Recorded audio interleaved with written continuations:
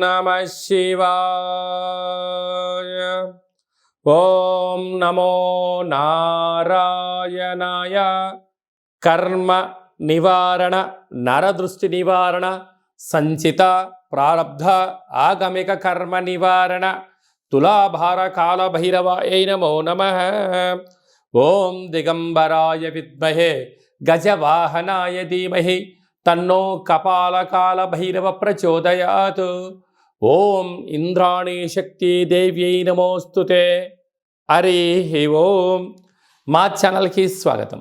చూస్తున్న వీక్షకులకు, ప్రేక్షకులకు, ప్రియ కాళ భైరవ భగవద్బంధులకి స్వాగతం పలుకుతూ, మమ్మల్ని ఎంతగానో ఆదరిస్తూ ఉండబడినటువంటి ప్రియ సోదర సోదరీమణులకు అందరిపైనను, సనాతన ధర్మ సంరక్షకులకు, జ్యోతిష్య అభిమానులకు అందరికీ కూడా స్వాగతం పలుకుతూ, ఆదివారం అమావాస్య పుష్యమి నక్షత్ర సందర్భంగా అందరికీ నిండు నూరేళ్ల ఆయురారోగ్యాలను ప్రసాదించాలని శ్రీ కాళీ సమేత కాళభైరవ స్వామిని వేడుకుందాం. అందులో ఈసారి ఆదివారం అమావాస్య పుష్యమి నక్షత్ర సందర్భంగా రవి పుష్యార్క యోగం అందరికీ కలగాలని, అందరికీ మనతో రాబోయేటువంటి భవిష్యత్తులో ఉండబడినటువంటి 7 తరాల వారికి అద్భుత ధన రాజకీయ యోగ సకల ఐశ్వర్యం ఆనందాన్ని ఆ బుధాదిత్య రాజయోగ కారణము, రవి పుష్యార్క యోగ కారణము, ఆదివారం అమావాస్య కారణం చేత అందరికీ ప్రసాదించాలని కోరుకుందాం. 1/8/2024 నుండి 15/8/2024 వరకు పుట్టినటువంటి వారందరికీ కూడా ముందస్తుగా జన్మదిన శుభాకాంక్షలు. గతంలో వివాహం చేసుకున్న వారికి వివాహ వార్షికోత్సవ శుభాకాంక్షలు. ద్వాదశ రాశుల్లో గ్రహ గమనాన్ని ఒకసారి వీక్షింపచేద్దాం. వృషభ రాశిలో కుజుడు మరియు దేవగురు బృహస్పతి సంచార స్థితి, కర్కాటక రాశిలో రవి సంచార స్థితి, సింహరాశిలో బుధ శుక్ర సంచార స్థితి, కన్యరాశిలో కేతు భగవానుడు సంచార స్థితి, కుంభరాశిలో శని భగవానుడు వక్రగమన సంచార స్థితి, మీనరాశిలో రాహు సంచార స్థితితో ద్వాదశ రాశుల్లో గ్రహ గమనాలు ఈ విధంగా ఉన్నాయి.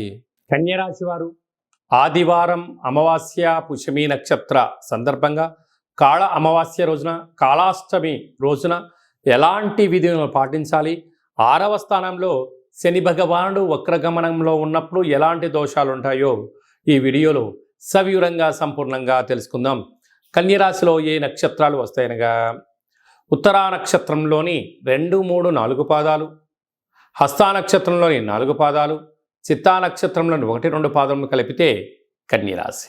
చాలామందికి పుట్టినటువంటి కాల సమయంలో డేటా ఆఫ్ బర్త్లో లేనటువంటి కారణం వలన పేరు యొక్క మొదటి అక్షరాన్ని అనుసరిస్తూ రాశిని తెలుసుకునే ప్రయత్నం చేద్దాం.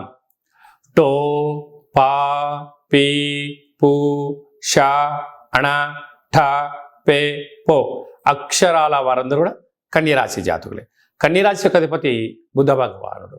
వీరికి రాశిలోనే కేతు సంచార స్థితి ఉండడం, 6వ స్థానంలో శని భగవానుడు కుంభరాశిలో వక్రగమన ప్రయాణం అవ్వడం వలన విశేషంగా రుణ సమస్యలు, రోగ సమస్యలు, శత్రు సమస్యలు పొంచి ఉండినను నూతనంగా వివాహమైన దంపతులకు పుత్ర పుత్రిక సంతాన యోగము, తల్లిదండ్రుల నుంచి ఆస్తులు చరాస్తులు, మీరు ఎదుగుదలకు మీ తల్లిదండ్రుల నుంచి, బంధువుల నుండి, మిత్రుల నుంచి అనేక రకాలమైనటువంటి ధన సంపద మీ సొంతం కాబోతుందని చెప్పి గమనించాలి.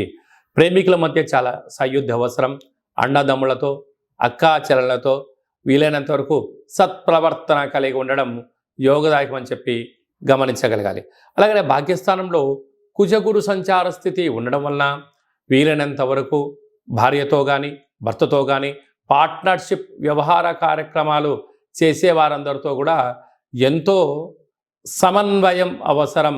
ఎదుటి వ్యక్తులు ఏదైనా చెప్తూ ఉంటే వినే ప్రయత్నం చేయండి, తెలుసుకునే ప్రయత్నం చేయండి. తొందరపాటు నిర్ణయాలకు ఇది సరైన సమయం కాదు అని చెప్పి మీరు గమనించగలగాలి. కనుక పార్ట్నర్షిప్తో కానీ, బంధువులతో కానీ, సమాజంలో కానీ సమావేశాల ఎందుకు కూడా దూకుడుతనము మంచిది కాదు. తొందరపాటు నిర్ణయం సమయం. భగవంతుడు మీకు ఏది ఇవ్వాలో అది ఇవ్వడం జరుగుతుంది. కనుక లేని దాని గురించి ఆలోచించేదానికన్నా ఉండబడిన దానితో మీరు తృప్తి చెందగలిగితే కన్యరాశి వారికి ఇంతకు మించి అదృష్టం లేదు అని చెప్పి గమనించాలి.